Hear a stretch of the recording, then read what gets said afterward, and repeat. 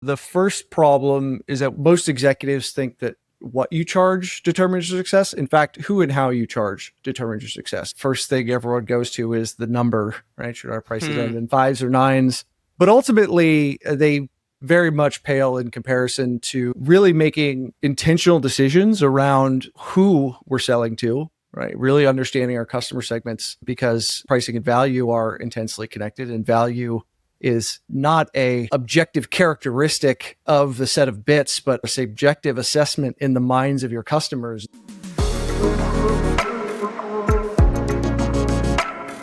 Welcome to Go-to-Market Playmakers, where we bring you winning go-to-market strategies from the industry's best. Each episode, we sit down with B2B tech and SaaS founders, executives, and industry playmakers who've mastered the art of taking products and services to market. Whether you're scaling a startup, refining your go-to-market motion, or driving revenue growth through a channel program or partner ecosystem, this is where you'll learn the plays that work. I'm your host, Jeremy Bayless, and today's theme is SaaS value packaging. How to get your SaaS pricing strategy right. I'm very excited because I'm joined by Dan Balcauski from Product Tranquility. Dan is the founder and chief pricing officer at Product Tranquility. He focuses on helping high-volume B2B SaaS CEOs define pricing and packaging for new products. Over the last 15 years, he's managed multiple products throughout the product lifecycle, from new concept incubation, product launch, product maintenance, platform transitions, and through to end of life.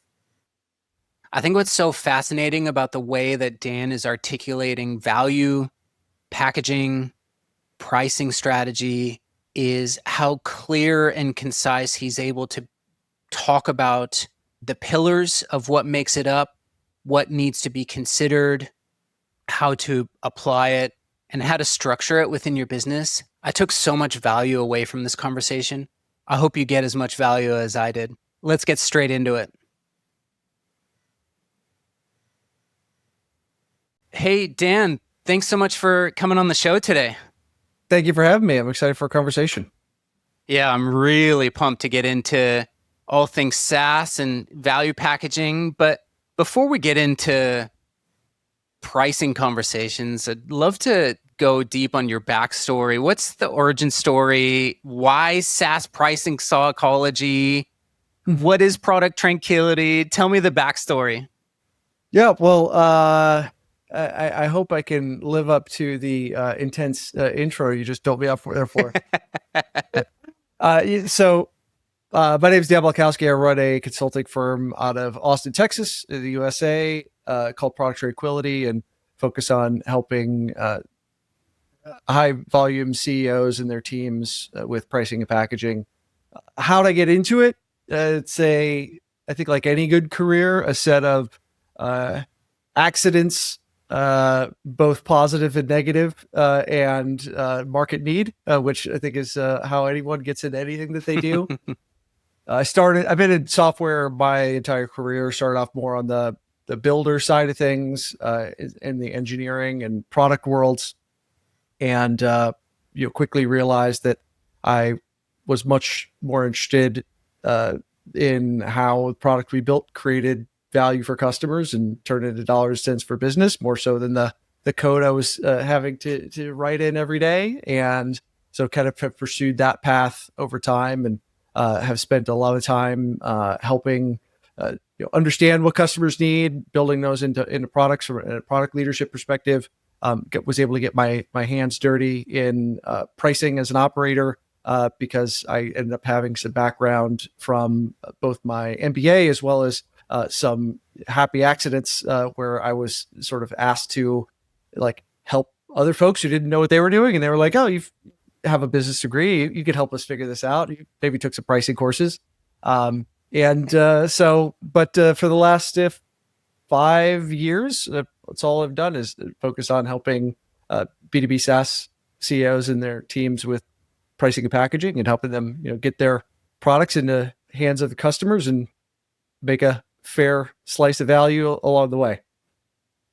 I think it's so critical. It's fascinating to be thinking about this in the way that you're advising specifically on this, because I believe that there's just so many different ways that leadership teams are treating this. And in each business, it's almost reinventing the wheel on how to approach pricing.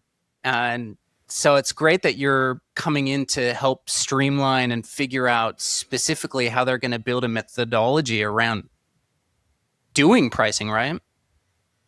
Well, I hope so. Yeah. Folks come to us for a whole bunch of reasons. Usually, there's a set of different kind of major things going on in their business, whether they are building significant new functionality that could be its own additional add-on module or own tier, or potentially even a new product. Potentially they've grown to a point where maybe they had a one-size-fits-all package and all of a sudden realize like, hey, like our single offering fits into 4 different Gartner Magic Quadrants. We need to figure out how to split it up in a way that makes sense to our customers. Could be any number of things where they're going into new market segments, and now the value does not align with the way their pricing and packaging works for those new target customers. So a lot of different sort of root causes cause people to knock on the door. Yeah, interesting. I think I really would love to start with where teams are going wrong initially. You just outlined that there's root causes and that there's a lot of variance and variables within each of those, but do you see some common denominators in where, I don't know, decision making is going awry, or where mistakes are being made along the way in how value packaging and pricing is being approached? Yeah, well, I would say, first of all, the first problem is that when it comes to especially SaaS pricing, most executives think that what you charge determines your success. In fact, who and how you charge determines your success. So, right out of the gate, I tell people I do pricing, right? First thing everyone goes to is the number, right? Should our prices end in 5s or 9s? Like how, or any number of those type of issues. And those are interesting, and I'm happy to talk about them. But ultimately, they very much pale in comparison to really making intentional decisions around who we're selling to, right? Really understanding our customer segments, because as we might touch on later, like pricing and value are intensely connected, and value is not a objective characteristic of the set of bits, but are a subjective assessment in the minds of your customers. And so we really need to think from the customer view first in this exercise, but then also the how we charge. So really thinking through, I've told people this plenty of times, but if you were a sweater manufacturer and you created a 3-armed sweater, all your colleagues would look at you askance and say, well, that's interesting, but your sweater has 3 arms. However, we do this all the time in software where we create the 3-arm sweater, but it's not quite as readily apparent. And so, but we don't realize that we're doing it. And so understanding, how we're putting together groups of capabilities, how we're charging for, like, as the value and cost that we incur scale, does that match with customers' expectations? Those elements are much more impactful ultimately than the number we put on that. At the end of all that process, we got to put a number on it, but it's probably surprisingly maybe the least impactful of what I do. I would say, like, I would spend most of my time on what the price tag goes on and little time what number goes on the price tag. Oh man, that's so interesting. Of those two scenarios, if we start with the first one around starting with the customer, I assume that there's an issue where the pricing and value isn't starting or wrapping itself around the end customer commonly, and therefore, do you think teams or leaders are basing pricing on what they think the value is and what they can charge, and putting a number to that, as opposed to starting with the end user? Where are they going awry there? Yeah, well, I mean, there's a lot of sort of root causes. I think, number one is, I think you hinted at this in your question, sort of this inside out view, relying on assumptions of how you perceive value as the internal team that built the product versus the taking that customer centric point of view. Um, especially in B2B software, if you're early stage, you usually have, the executive team is probably the strong technical team that built the product originally. Right. And so, you have a lot of blood, sweat, and tears that has gone into the thing that you've created. And just because a feature took you a long time to build as a development team doesn't necessarily matter to your end customers, right? Like they, there might be something that one of you churned out on a, Saturday afternoon, just because you were bored one day that everyone goes, oh my God, wow, that's amazing. And the thing that, the whole team slaved over for months, like people are like, hey, that's interesting, whatever, right? But that inside out view can really distort folks' thinking. Simultaneously, right, we often talk about, pricing psychology. And, if anyone who's spent any time in the world of negotiations, you might have heard of a concept called anchoring. And so we usually think about that from the customer's point of view, where you think about oh, if my price is X today and I raise it to 1.5X tomorrow, they're going to be upset, right? And so, most people probably remember the price of gasoline when they first started driving, and that's the correct price. Right? I'm sure we asked our parents; they could quote you down to the the third decimal place what the price of a gallon of gas was. Right. But that anchoring is just as important inside of the company, and that's a surprising thing where folks are they made a decision at one point. Hey, we're going to charge X for this. And look, a customer, I'm a pricing expert, and even I can't track every piece of software that has public pricing out there.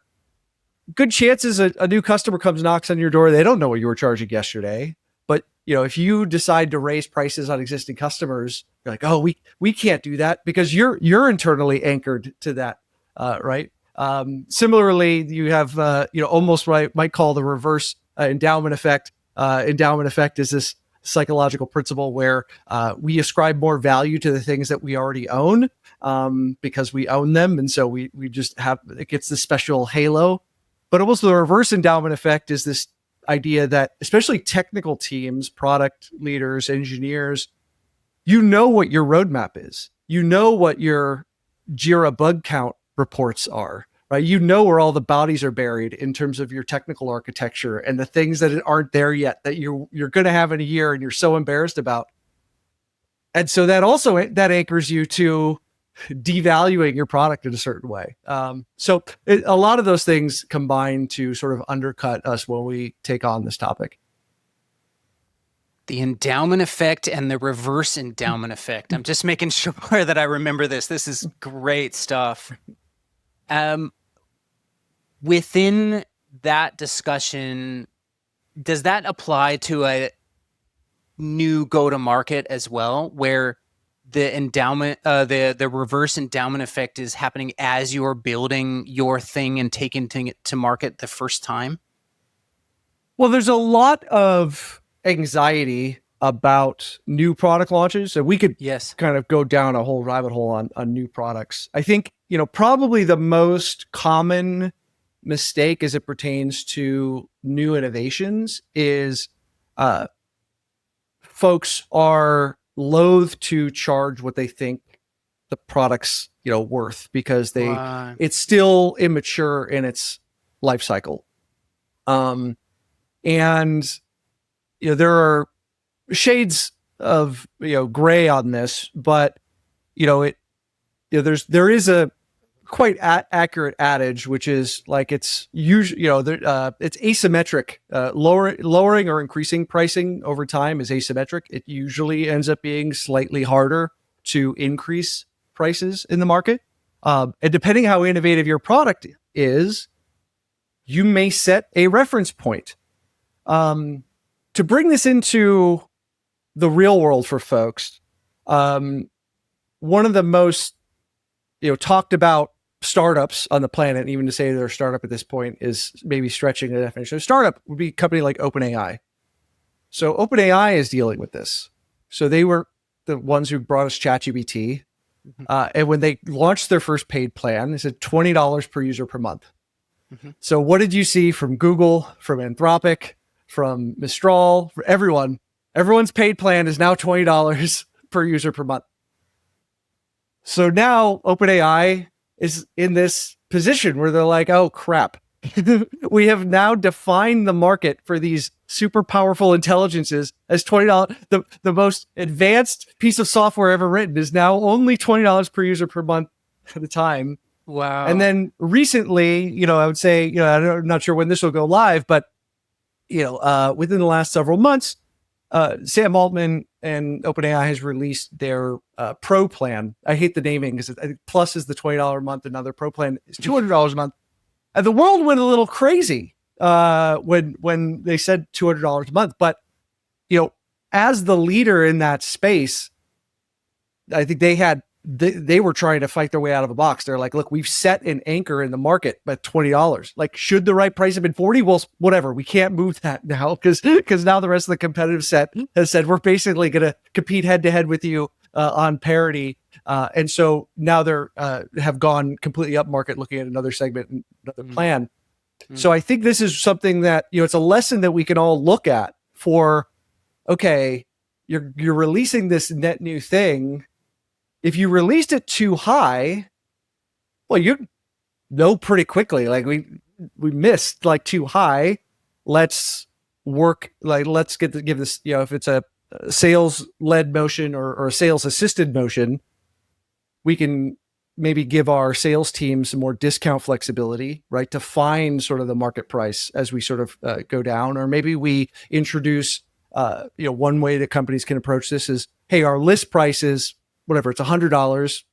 We've got, limited time only for our, early adopter special for the first 6 months. We're giving, some targeted discount to find the market, with the idea that, hey, we're going to build up maturity. We're going to get more market signal over time.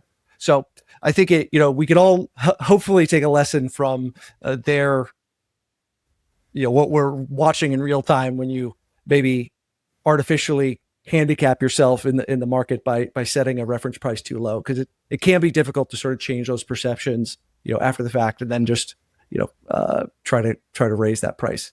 Not impossible, but you want to think through those decisions carefully.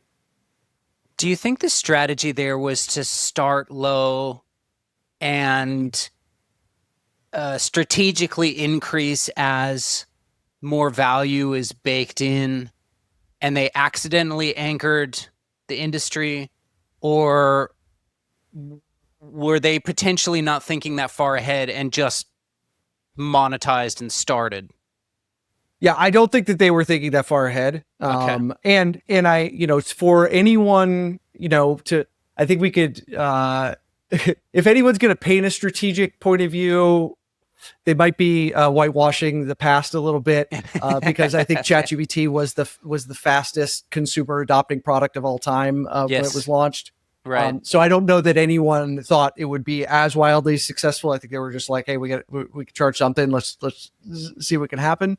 They find themselves in the position they are now, but I think kind of we could use that as a learning situation.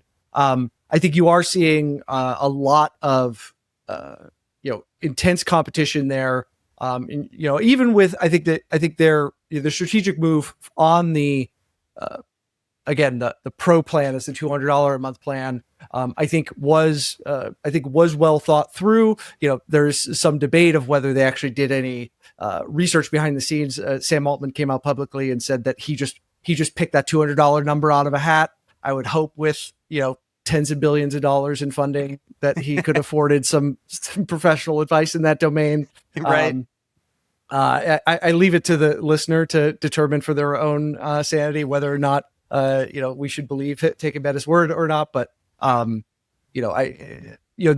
is something to be said though for there are capabilities that you could add later. They have their whole API business, which is also, a completely separate model. So, but yeah, it's an interesting thing to watch play out in real time.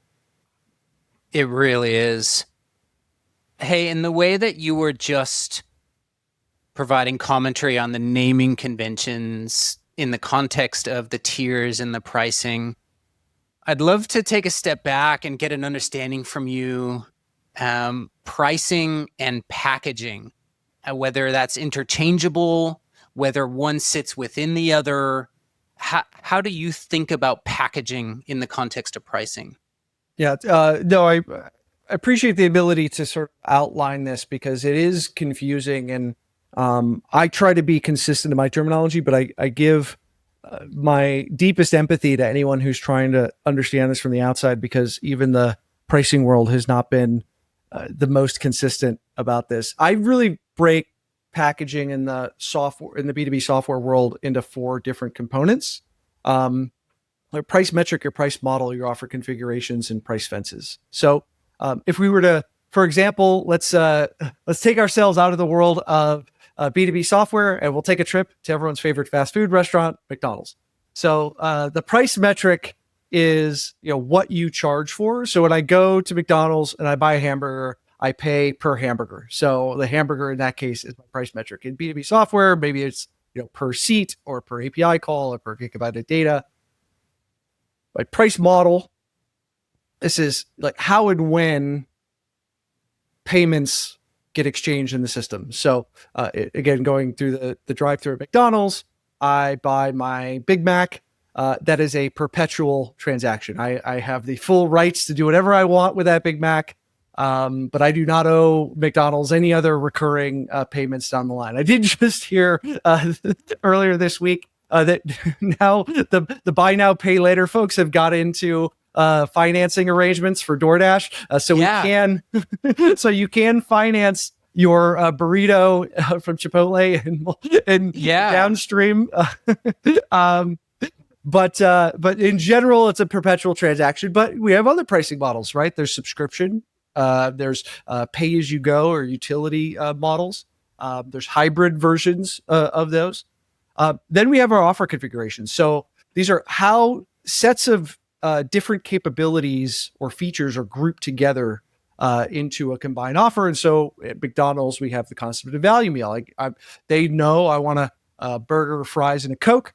And so they're going to neatly combine that into a offer configuration, or sometimes also referred as a bundle, as one convenient sort of offer. And we have that in spades in different ways in the B2B software world. The most common that we see there is the archetype known as a good, better, best, where you have a sort of introductory offer, a mid-tier offer, and a premium offer that are all put together. So very similar to what we're talking about with OpenAI. They have a free plan, they have their plus plan, they have their pro plan. I think they have then an enterprise plan as well, and then maybe even different sub ones of those. And then finally, we have our price fences. So these are, how do I charge 2 different customers different prices for the same product? And so the way we think about this is usually things are fenced either in terms of identity, time, or volume. So going back to McDonald's, I have my small, medium, and large Coke. Ultimately, if I buy the large Coke, I pay less per ounce for that Coke than I do the small. So it encourages me to upgrade. So that would be what we think of as like a volume-based fence. We have the same thing that happens in B2B software. If I'm going shopping for a CRM, for example, I buy, if I buy 10 seats versus I buy 1,000 seats of that CRM software, I'm probably going to pay less for that 1,000th seat than I paid for the 10th seat, in those 2 scenarios, right? And so we have some sort of diminishing price curve for, and we also have that in terms of identity. So maybe I sell, if you're a commercial entity, I sell you at full price. But if you're an educational institution or a nonprofit, maybe I say, hey, show us your tax forms, and if you fall under these codes, we'll give you we give you a structural discount based upon the type of business you are. So we see that all the time in B2B software as well. So those are all the elements of packaging that come together, and those are the decisions that if you're not really aware of it, right, that's what we talk about, like pricing versus packaging. At the end of that, like we have to make all those decisions of what is the shape of this thing that I'm buying and how am I going to exchange money for it? And like now I price that thing. So yes, I have to put a number on the end of that, that 4 components of package decisions. But this is where I was talking about before of spending much more time around those decisions than, than what number goes on the final price tag. It's so good to get this kind of clarity from you. The way that you're pulling that apart is fantastic. To what degree is customer value involved in that discussion as well, or that thought process? It's incredibly tied to that thought process. So, as I was mentioning before, value is, it's not an objective.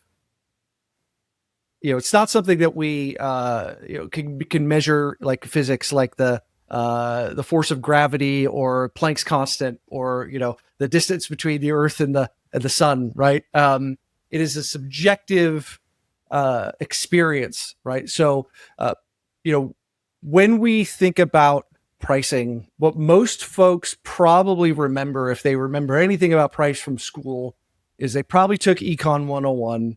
And at some point, the professor put up supply and demand curves on a graph. And so if you remember the supply and demand curves from Econ 101, you remember that pricing's relationship to volume. Now, obviously, price relates to volume. I just gave you an example, for example, the CRM situation where it does relate to volume. But value and pricing's relationship to value tends to be much more impactful because we don't, in B2B software, it's an intangible good. The products are complex. The customer situation is complex. Buyers only have a limited amount of time in order to understand, they probably really kind of understand their problem, but they don't understand the solution space. And so we've got to really help them understand how our solution fits in. And so the value clarification is really the more significant lever in the B2B software case, because we need to be able to make these our offers differentiate from each other to help the customer select. We need to be able to help our company be able to position itself against other solutions in the market. And to do so, we really have to have a deep understanding of what our customer situations is, the outcomes they're trying to achieve. And really when we start talking about the customer's outcomes, that's really where we're getting to the heart of value. We can get much longer into value. I don't know how deep you want to go. There's a whole area we could talk to. I spent a lot of time working with companies to try to understand value deeply, because value's one of these abused terms that people don't have a strict definition that they tend to use. And when we get into pricing, it becomes very important that we have a crisp understanding of value so that we can build our pricing correctly. I'm ready to go deep on this, man. Let's go a bit deeper.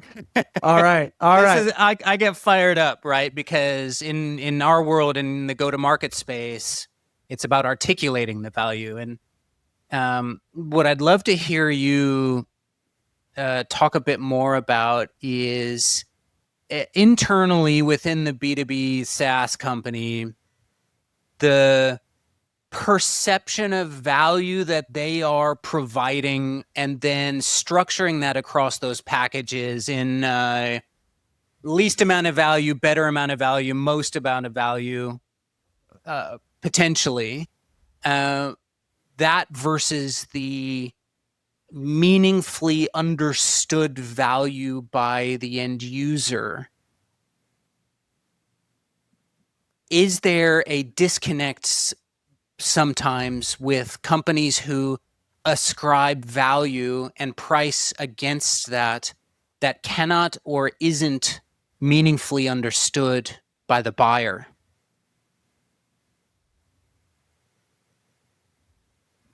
There's a lot you laid out in that arc several questions in there. Sorry. So I heard a few things. I heard, do we understand value enough to create offer configurations or bundles that map to what customers need? Do we have the ability to communicate that value? And then as well, what is customers' perception of value, or do we even understand what they value? So did I capture those three high level points? You're getting me too fired up, and I just bolted on a whole bunch of things. Yes, as well as, and this is probably going to complicate it too much, but this is me getting excited. Does the buyer have the ability to understand the value meaningfully? So I guess what I'm unpacking there, and maybe we could focus on that first, just for brevity, is I'm thinking let me jump in. The answer to your question is generally no. We like value, as I was hinting at before, most marketers, most executives cannot use value correctly. If we cannot use value correctly, the chance that our customers are by accident going to be able to articulate how they understand value correctly is infinitesimally small. So let's quickly give a primer on value. I stand on the shoulders of giants. I use two major frameworks when I think about value. The first is a framework of jobs to be done. Big fan of all the fathers of jobs to be done that have helped with that, as well as there's a gentleman named Tom Nagel who wrote a foundational book on pricing strategy. I highly recommend it. It's very dense, but if you really want to get into this topic, it's called The Strategy and Tactics of Pricing. I think it's on like 6th edition. But he has this framework called the value cascade. So jobs to be done, as I mentioned, right, that we have this idea of use value. This is what a customer perceives that they could receive from a product. So economists might refer to this as utility. And again, this is a subjective assessment, but it's defined by the customer, not the seller. Jobs to be done helps us really understand different dimensions of value. One of the things I really like about jobs to be done is it helps us break down 3 different types of value. Because in the B2B world, we tend to only focus on the first one, which is functional value. So functional value would be things like helps you increase revenue, helps you decrease costs, decrease operating capital, increase optionality, decrease risk. Super important, very important for the work I do, but it doesn't end there because jobs to be done also helps us remind us that there's also emotional jobs. So these are jobs that help us. The outcome is actually feeling an emotion, like a higher status. Timex and a Rolex, same exact functional value. Actually, the Timex might keep its value, functional value more. I was reading about Swiss watches the other day. And it was like, you got to wind them every 72 hours or they stop telling you the time. By Timex, I never do. But I'm going to get a lot more looks at the country club for wearing the Swiss watch than I am the Timex, I'm sure. So why would you pay $10,000 for the Swiss watch and only $20 for the Timex, right? You're paying for emotional value, not functional value in that case. But there's also social value. So we are not, thank the Lord, we are not only selfish creatures, but we also do things for the benefit of our social groups and society at large. So these could be, especially if you work for example, a nonprofit or the government, where maybe you're increasing access to education or healthcare or voting rights, whatever it might be, right? So these social, emotional, and functional jobs are all contributing to the value that someone may perceive that they get from your product. However, that overall use value is almost never relevant to a pricing exercise. This is where Nagel's value cascade really is I'm going to overuse the term, valuable. He introduces the next refined version of value, which is exchange value. So this is a reference value for how are you getting the job done today, or what is the next best competitive alternative versus the differentiated value that your product provides. So utility is mainly relevant to price setting because the market sets the price for undifferentiated value. That's your reference value. So let me give you an example. If you were shopping for a car, you would probably be surprised / annoyed if the car manufacturer said, hey, this car gets you from point A to point B. Because every car does that. That's not a differentiated capability. Like, Right. Like A to B is like, that's completely undifferentiated. So the exchange value helps us remember that this only makes sense in perception or relation to alternatives. So I've used the example like Elon Musk with all his billions of dollars, he's trapped on a desert island for years, like Tom Hanks in Castaway. His dollars and cents are no good. Friendly ship captain comes up after all these years, says, oh, hey, like I'll give you a ride back to the mainland. Infinite utility for Elon to get off the island. He should be willing to give him all the money in his bank account plus every dollar he could beg, borrow, and steal. We'll leave aside the ethics and morality of this situation for the time being. As they're coming to a negotiated agreement, ship captain B comes up. It's Elon's lucky day. After years of being no ship traffic, it's 2 on the same day. Ship captain B says, Elon, you don't have to mortgage all your fortune. I will do it for a cool $1 million. Okay, there's now a market price. Market price is $1 million. Now ship captain A has a decision. He can exit the negotiation, or he could say, actually, you know what? Like, I'll do it for $1.1 million, but you could stay in my captain's quarters, and I have a band on board, and I'll cook you. I have a chef, so we could cook you fancy dinners every night. We'll have an open bar, right? And now they're competing on the differentiated benefits that the other person offers, but they have a market price now set. So very rarely do we get to price based upon only the use value. We're looking at what the differentiated value of the market is. So I'll stop there. So this helps sort of us frame the value conversation in a way that allows us to do the tactical work needed for pricing. It's a really good analogy to frame that. Is there, in the B2B SaaS world, a challenge to arrive at meaningful differentiation? There is. Let me fill in one more dot on the value cascade. Yeah, go. So perceived value. So customers make purchase decisions based on what they believe to be true about the value that they receive. Because customers ultimately might be uninformed about relevant alternatives or differentiating benefits, or maybe they just like, oh, it'll take too much time to go become an expert on this thing. And so this is where it leaves us as marketers to influence customers' perception of value. Because it doesn't matter that we are differentiated. What this helps us understand is that, yes, exchange value can help us do the dollars and cents. Our machine turns out widgets at 25% faster than the next best competitor with, increase across these quality metrics, blah, blah, blah. But if a customer doesn't understand that, or doesn't believe that, or doesn't trust us, then those benefits don't matter. And so we have to be able to not only understand what that value is, how our customers are judging how they're making a decision between one product and the next, but then also be able to communicate that. And marketers are, there's a bunch of tools in the tool bag that they've learned over time.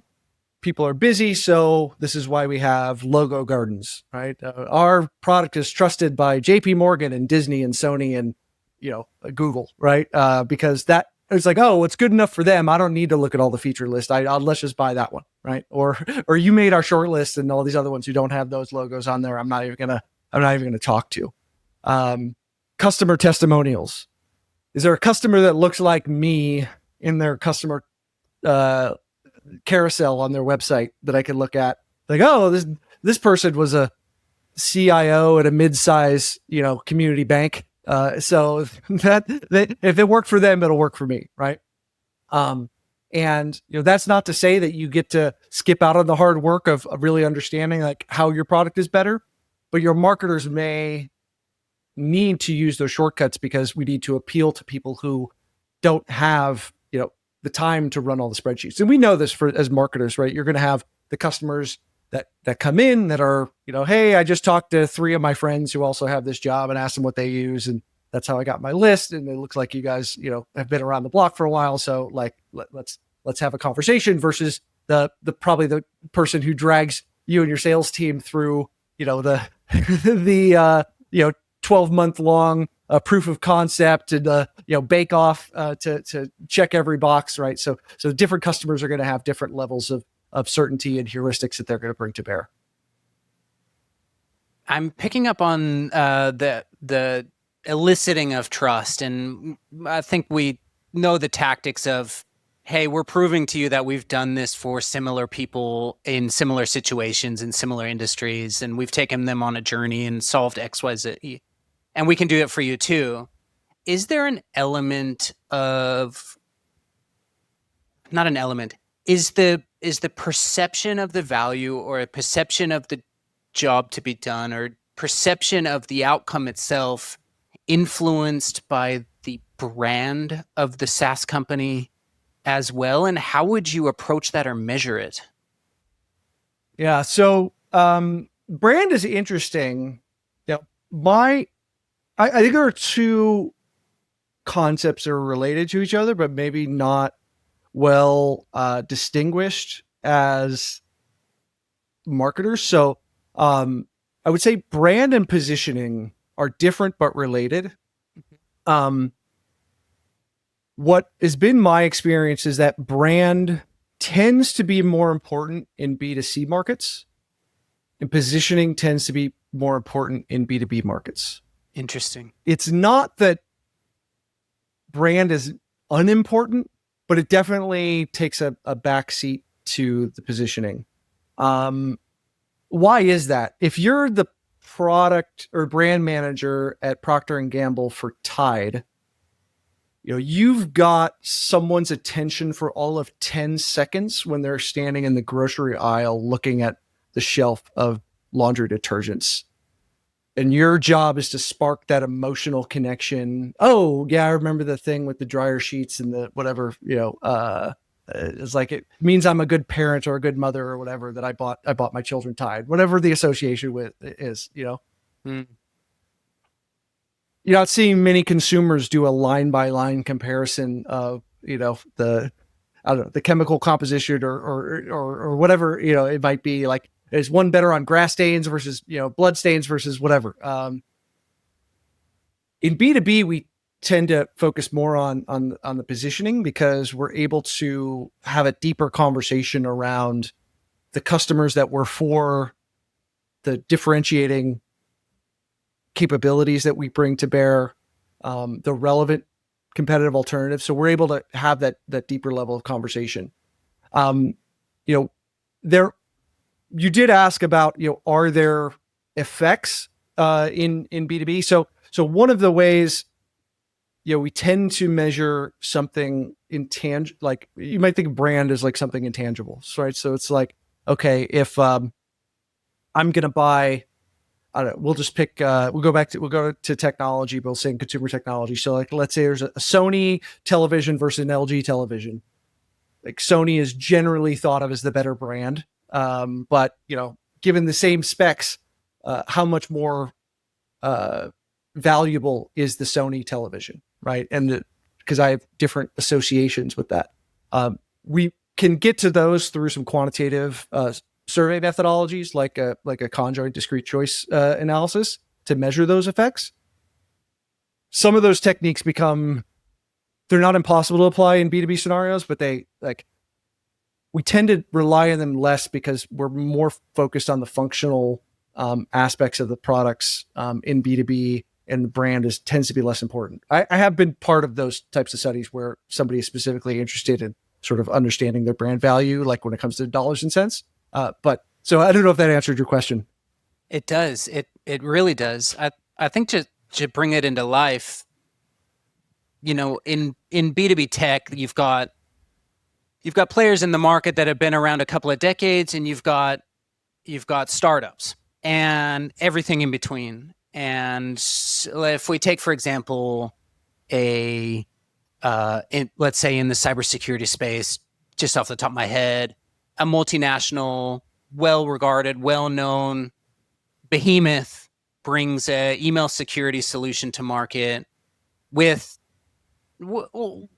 enough value that it's going to be taken up by its existing customer base and its partners are going to resell it.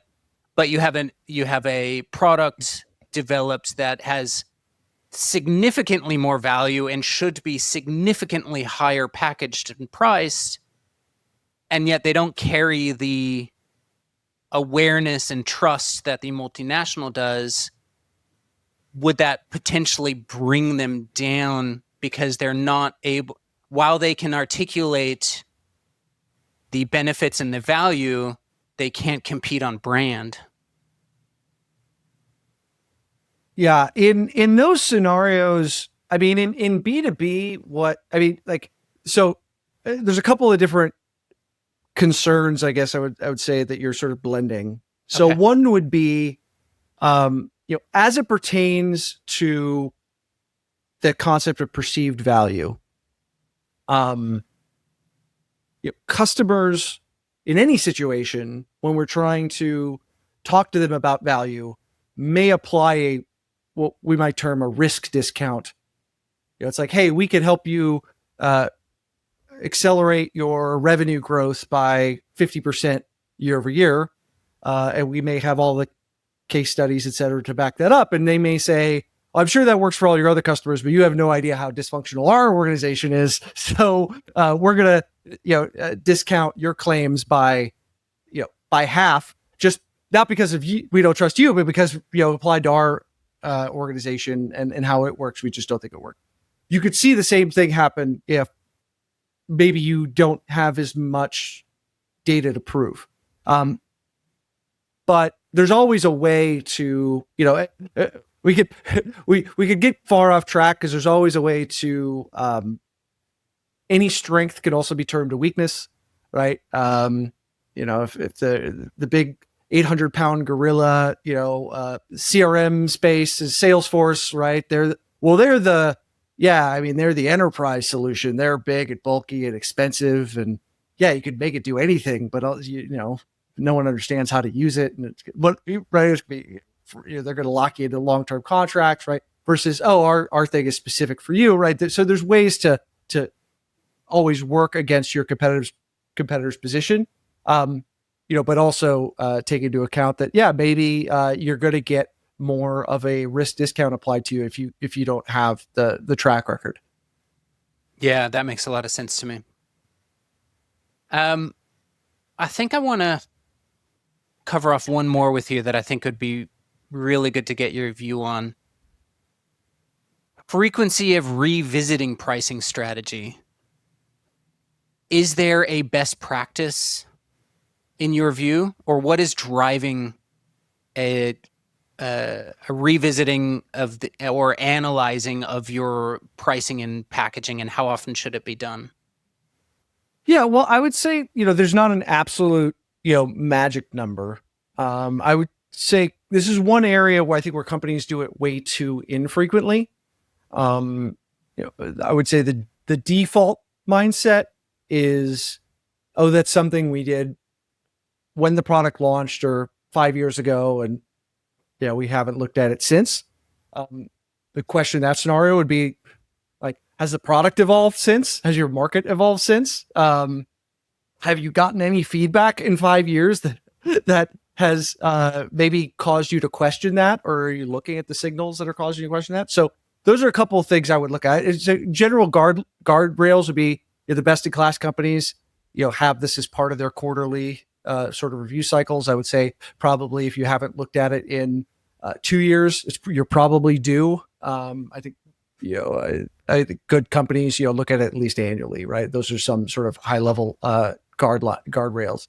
But look, I would increase that if the product is evolving very quickly, if the space is evolving very, very quickly, the maturity of the product, right? So maybe you launch a product at the beginning of the launch, maybe you're looking at a pricing and packaging review monthly, and then it gets to a certain level of capability, and then maybe you switch that to quarterly and then annually, right? Are there market competitive dynamics, right? You've got a new entry of a competitor or capability in the marketplace, right? And I think a lot of people are going through that right now.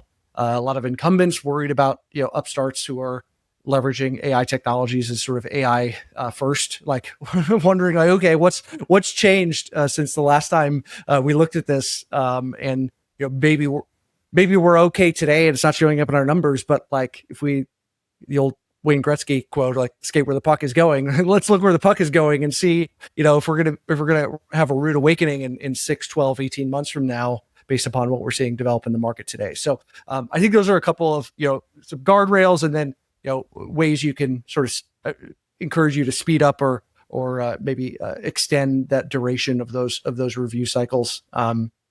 Also related to assuming you want to do it as fast as possible, ultimately you're also going to be somewhat rate limited by the length of your sales cycles, right? If you've got a very fast volume and velocity model where you've got a 30-day sales cycle, right? You could put something out, and see sort of a full turn of buying behavior, to be able to look at data, hear feedback from sales folks, et cetera, to be able to make a next step. But if you've got a default 12-month sales cycle, that's going to sort of limit like how fast you could really sort of take meaningful action. Dan, this has been so good. I mean, if we're talking about value, the value I'm taking away from this is so immense. I just think, the way that you are talking about the 4 pillars of packaging, the way that you're talking about endowment and reverse endowment effect was meaningful. But in the way that you are bringing about the a strategic approach to ascertaining what actual value is, and the way to structure your pricing strategy against that is deeply meaningful. Thanks so much for coming on the show today. Well, thank you for having me. It's been fun.